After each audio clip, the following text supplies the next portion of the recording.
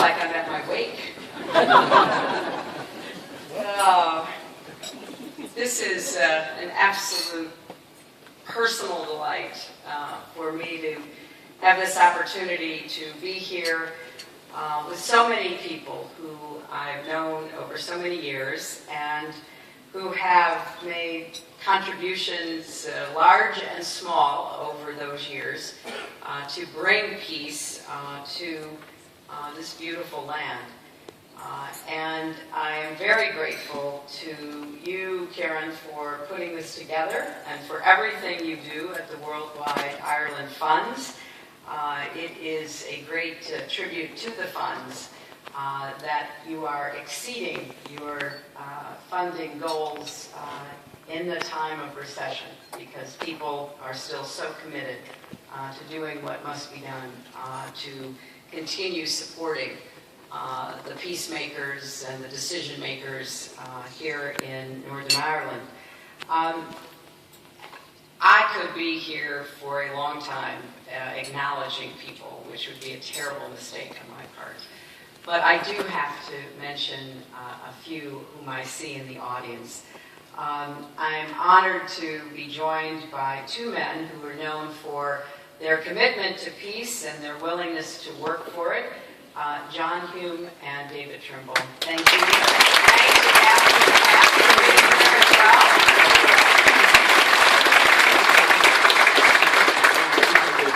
And of course, I've had already an excellent discussion with Peter and Martin, and the more that I have the chance to be with them and work with them, the more impressed I am by their steady leadership and their very sensible, down-to-earth, practical approach to providing the peace and the peace dividend that the people of Northern Ireland so richly deserve. They both said these incredibly nice things about me. They exceeded their quotient for eloquence by a long shot. But it means the world to me, because I not only consider them colleagues, but friends. And so, Peter and Martin, thank you. Thank you for what you do.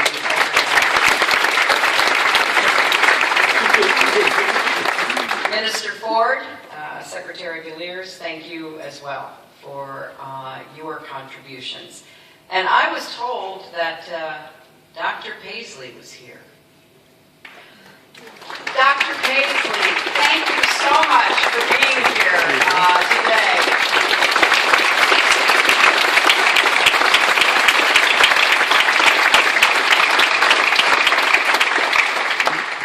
It's just wonderful seeing you, and I hope I'll have a chance to personally greet you before I leave. I was also told Jerry Adams was here. Is Jerry here?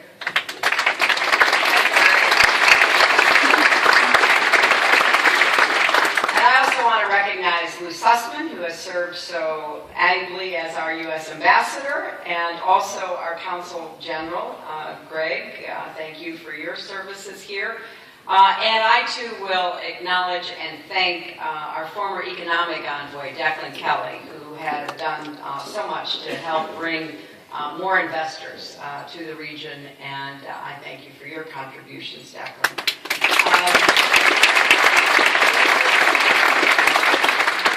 I'm sorry that Loretta cannot be here, but we send our best wishes to Loretta Brennan-Glucksman and thank her for her chairmanship of the American Ireland Fund.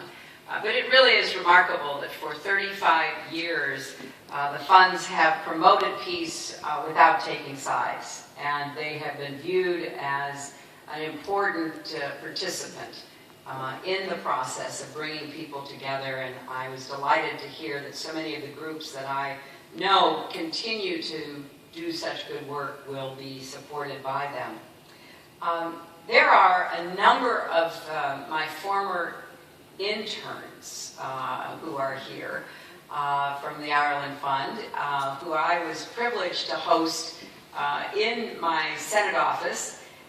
They are extraordinary young people. I'm very proud of them. And one of them, she first came to my attention in 1995 when she was 14 years old and she sent Bill a deeply moving letter about the future she dreamed of for Northern Ireland. Then I knew her as a bright young intern when she came to work in my office and helping serve my constituents in New York. And apparently that experience really took, because today we know her as the Lord Mayor of Armagh, Sharon Howey. Sharon, why don't you stand up? Where are you, Sharon? The next generation of leadership. There she is. Way back there. Hang on, you got it? Good. Excellent. And I think she's getting married later this month, so congratulations on that. One person who is not here that I could not come to Northern Ireland and address any group without mentioning is Inez McCormick. Inez stands out amongst the extraordinary people I have met and worked with over the last 17 years. She inspired and motivated me, challenged me often, and we're sending her our thoughts and our prayers and our best wishes as she fights a courageous battle against cancer.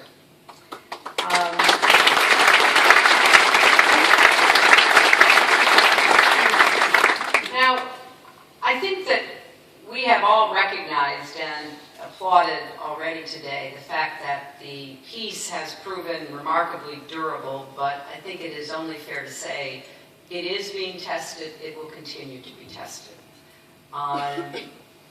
Prison officer David Black, who was murdered last month, the police and citizens who have been assaulted, the elected officials threatened, including Naomi Long, who is here with us today. It has been a sad reminder, unfortunately, that despite how hardy the peace has been, there are still those who not only would test it, but try to destroy it. And I really commend the leaders and citizens from the many groups who have condemned this violence, and of course I join them in condemning it as well. It's very clear that the voices of the responsible leadership are needed more than ever to remind us all that peace comes through dialogue and debate, not violence, and we have to be strong in the face of provocation and testing that will continue. Democracy is a challenging form of self-government, but it is the best that has ever been invented by any human being, and therefore we have a lot to be both proud of and very careful to continue nurturing. And for me, it is a reminder as well that we have to continue to make sure that the promise of peace is delivered. Because the progress in a democracy can never be taken for granted, even progress so hard won as here. I remember very well when Bill and I came 17 years ago this month. He was the first American president ever to set foot in Northern Ireland. We stood behind a bulletproof screen to turn on Belfast's Christmas lights in front of a vast crowd that stretched so far I could not even find the end of it in any direction. And it was a moment of such hope, and it has been that image that has kept me going through any challenges that have come across my mind when I think about what lies ahead. I said this morning at Stormont that a little girl, Catherine, who was there that night, said that her Christmas wish was that peace and love would last in Ireland forever. Well, that is an appropriate Christmas wish for this season as well. I also remember that There were still roadblocks, not just because the President of the United States was visiting. There were still searches for explosives as one walked into department stores. Those roadblocks are gone and the searches have ended. Many of us did a double take when this summer Queen Elizabeth came for a visit and joined Martin McGuinness in that historic handshake. More and more foreign students are coming here to study at Queen's and Ulster universities.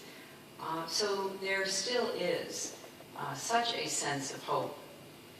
But we know that we're suffering in a terrible economic downturn, and I think it's important to recognize that there has to be an economic return on peace, especially for democracies that have to deliver results for people. And although the real credit of the progress that has been made belong to the people of Northern Ireland, those of us who have tried to help along the way, like George Mitchell or my husband and so many others, will continue to walk with you as you practice and tend to this peace. It is always a work in progress, and we have to do more to get out of the ballrooms, out of Stormont, into the communities where people live, where there yet is not that sense of lasting hope and optimism. Now, I've been especially privileged to work with some of the community activists, and particularly a lot of the women who are here with me today. I remember the late Joyce McCartan, who called herself a family feminist. I love that term and, in fact, adopted it. But what she understood was that peace had to affect families. Families had to believe that life would be better for themselves and their children. I remember meeting with Monica McWilliams and Pearl Sagar at the White House when I was First Lady, and they wanted to talk about how to grow businesses, how to convince people, especially women, to participate in the economy and in the politics that was being created. So yes, we did use Vital Voices as the mechanism for bringing not only women together, but having them then reach out to others in a great chain of potential. So there's a lot that we can be proud of, but I want to just offer a cautionary word. Because if we do not focus on the community level, and as David Trimble said to me earlier today, on that interface, we will not have really achieved the peace that has been worked for. So I'm looking for new ideas about how to help you do just that. How can we better make an impact on those who are either indifferent or negative toward what has been achieved? How do we reach the hard-to-reach communities? The young man from a loyalist community whose father couldn't find work and who sees his own chances for a good job slipping away. The young woman from a Republican family who had to give up the idea of going to university. We can be more creative and thoughtful about how we support the political leadership of Peter and Martin and the other elected leaders by trying to help them from the ground up. So my offer to you is, as I leave this current position and become a private citizen again, I want to continue working with you. I want to support you in what you are doing. And I hope that we'll have a chance to really come to grips with some of the serious remaining problems that are still plaguing the fulfillment of our aspirations for the people of Northern Ireland.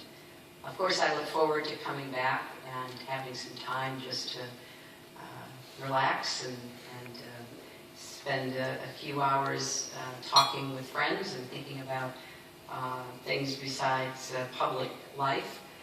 But I'm very serious about this offer and very serious to the Ireland funds, that I want to remain involved as a friend, an advocate, and a cheerleader for what you have already achieved. And so as we approach another Christmas season, with all that it represents, the season of hope and good tidings, let's reach out to those who don't yet feel that in their heart about what has been achieved by the hard work and sacrifice of so many here and so many who have come before. And know that the greatest gift we can give to any of our fellow man or woman is the gift of peace and of love. And that's what I want to see for the future for every child, boy and girl, here in Northern Ireland. Thank you, and God bless you.